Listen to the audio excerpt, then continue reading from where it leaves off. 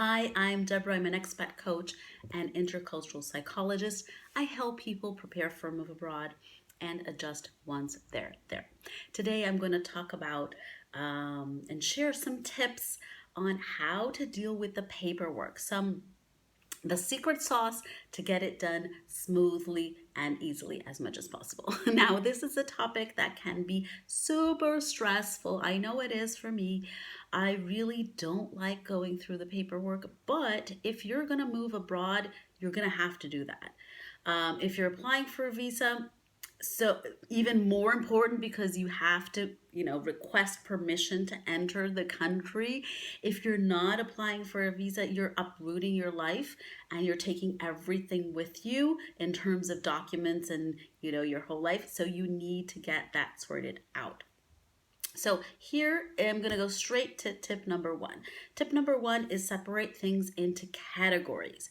Now, some typical categories are health, and health can mean dental records, medical records from everyone in the family. It can even mean medical records from pets, vaccination records, anything that has to do related with health. So that's one category. For another category, let's look at insurances. So, what are your policies? Do they apply to other countries? What do you need to cancel? When do you need to cancel it? Are there any benefits in canceling before or after? So, this is something that is really, really important to look into with time. Another category, personal identification, meaning passports, IDs, driver's license, anything that has to do with our documentation and our own identity, so to speak, social security numbers, all that good stuff. The other category has to do with education.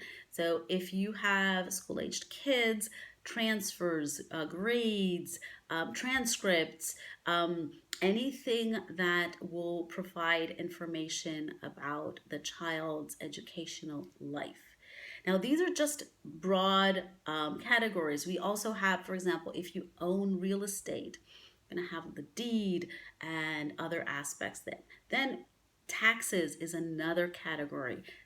Filings, tax returns, researching into what is the tax situation once you do move. All that, it's important to separate in categories. Now, this leads me to tip number two, which is give yourself a start and an end date for each of these categories. Now, one thing that is very common is that we get overwhelmed. We look at all these papers, we look at all these deadlines, like, what am I going to do?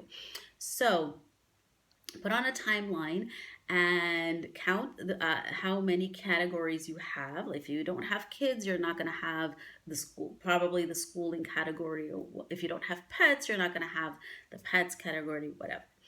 So, plot that down, write that down, and then look at how much can you do in the next 2 weeks. Now, why am I saying 2 weeks? Because 1 week is not enough. 1 month or more than 1 month may be too far along and we don't know, our lives are super busy. So 2 weeks, during those next 2 weeks, what can you do in that specific category?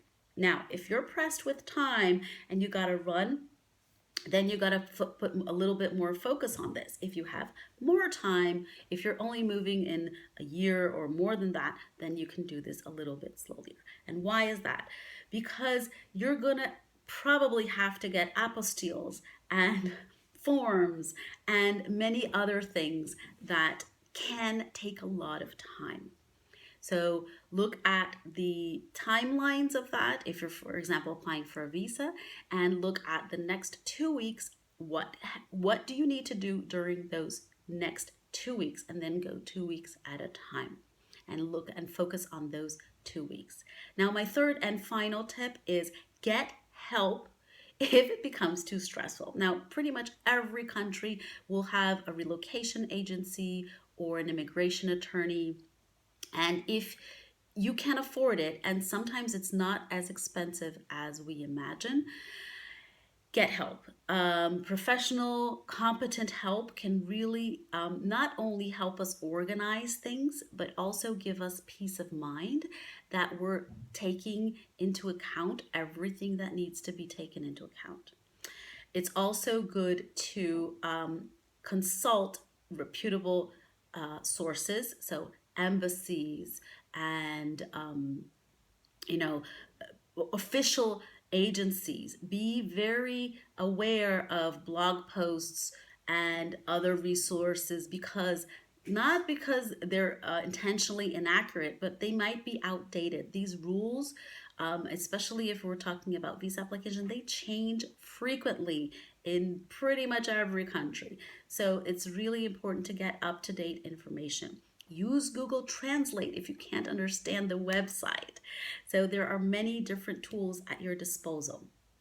And if this content resonated with you, if you found this valuable, take a look at my International Relocation Starter course. It's a free 4-lesson mini course where you get the basics in how to prepare the mindset planning to move abroad with confidence, calm, and connection.